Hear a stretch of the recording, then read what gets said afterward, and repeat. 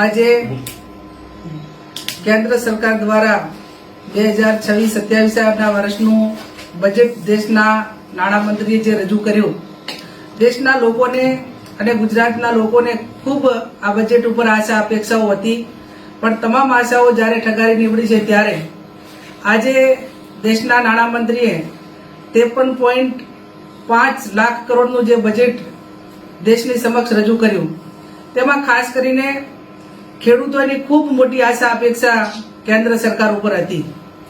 જ્યારે યુપીએની સરકાર હતી મનમોહનસિંહજીની, એ ટાઈમે 71,000 કરોડનું ખેડૂતોનું દેવું માફ કરવામાં આવ્યું હતું.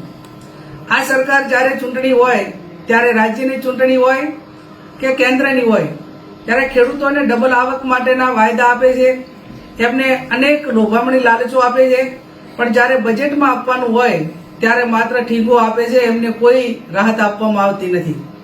આજ 16 વર્ષથી ખેડૂતો સરકારની રાહ જોઈને બેઠા છે કે એમનું દેવું માફ થાય, પણ એ આજે પણ આ વર્ષના બજેટમાં પણ એ વસ્તુ ક્યાંય દેશના નાણામંત્રી મારફત સાંભળવામાં ન આવી.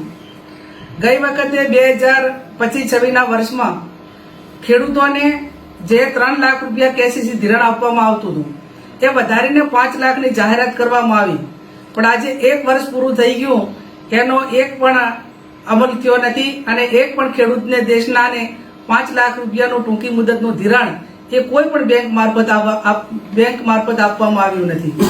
આ રીતે નાબાર્ડ મારફત જે પણ ખેડૂતોની સ્કીમો છે, એ સ્કીમોની અંદર ખેડૂતોને જે રાહત આપવા માટેની વાત હોય, વર્તમાન સમયની અંદર ફર્ટિલાઇઝર એટલે યુરિયા ખાતર માટે ખેડૂતોને કલાકો સુધી લાઇનમાં ઊભું રહેવું પડ્યું, એમની રવિ સિઝન એ બગડી.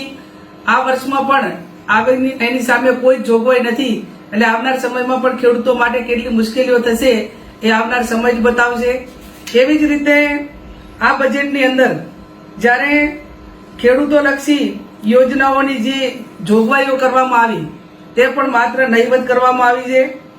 આ ગામડાઓની વાત કરીએ તો ગામડામાં જે બજેટ ફાળવવામાં આવે એની અંદર ગામડાની રોજગારી હોય, ગામથી ગામને જોડતા રસ્તાની વાત હોય કે ગ્રામ્ય વિસ્તારમાં જે કંઈ સરકાર મારફત જે સુવિધાઓ આપવામાં આવે છે, એની જે બજેટમાં જોગવાઈ કરવાની થતી હોય એ પણ ઘણી જ ઓછી છે.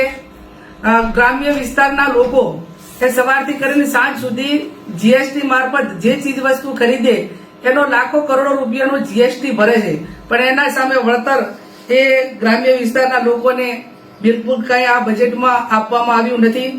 અને ગામડા મજબૂત કરવાની માત્ર સરકાર વાતો કરે છે, પણ ગામડાને બજેટમાં જે કંઈ જોગવાઈઓ કરવાની થતી હોય એ કોઈ જ ગામડાના વિકાસ માટે કરવામાં આવી નથી.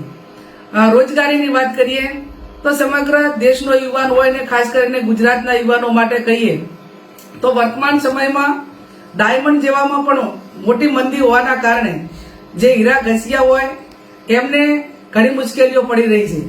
આ વખતે દેશના જે યુવાનો છે, ડાયમંડ સાથે સંકળાયેલા જે રોજગારી મેળવતા યુવાનો, એમને એવું હતું કે જેટલા દિવસ કારખાના બંધ રહે એટલા માટે કરીને કોઈ ખાસ પેકેજની જાહેરાત કરવામાં આવશે, પણ એની અંદર પણ કોઈ આ ડાયમંડના ક્ષેત્રમાં કોઈ જાહેરાત કરવામાં નથી આવી.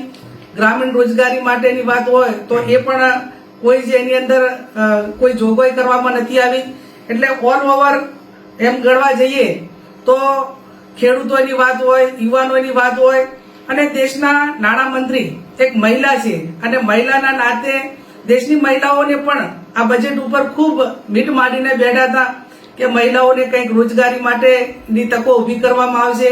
સ્વસહાય જૂથો હોય કે અન્ય મારફત નાની મોટી જે રોજગારી મળે છે એની અંદર સરકાર મારફત સબસિડી કે એમને જે લોન આપવા માટેની વાત કરવાની હોય, એ પણ હું માનું ત્યાં સુધી ક્યાંય જે પ્રમાણમાં માગણી હોય પ્રમાણે કરવામાં નથી આવ્યું.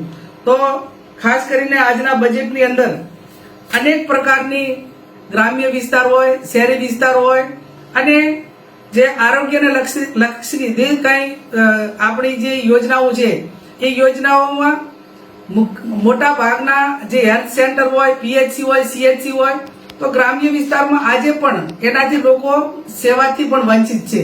અને રેગ્યુલર ડોક્ટરો ભરવા માટેની જે વાત હોય કે આ પણ હું માનું ત્યાં સુધી એની અંદર કોઈ જ જ્યાં સ્ટ્રક્ચર જ ના બન્યા હોય તો પછી એમાં ડોક્ટરનો એની વ્યવસ્થા થઈ શકતું નથી. એટલે ઓલ ઓવર હું માનું ત્યાં સુધી સમગ્ર તમામ ક્ષેત્રોની વાત કરીએ તો આજનું જે બજેટ છે એ માત્ર કાગળ ઉપર છે અને દેશના ફાઇનાન્સ મિનિસ્ટરે જે મોટા ભાગની બજેટમાં જે વાત કરી એ વર્તમાન સમયની વાત નથી કરી, 5 વર્ષની વાત નથી કરી, 10 વર્ષની વાત નથી કરી. એ 2046 એટલે કે 2046 ના સપના બતાવે છે. હવે વહીવટ કરે છે છેલ્લા 11 વર્ષથી દેશમાં કેન્દ્રમાં ભારતીય જનતા પાર્ટીની સરકાર છે.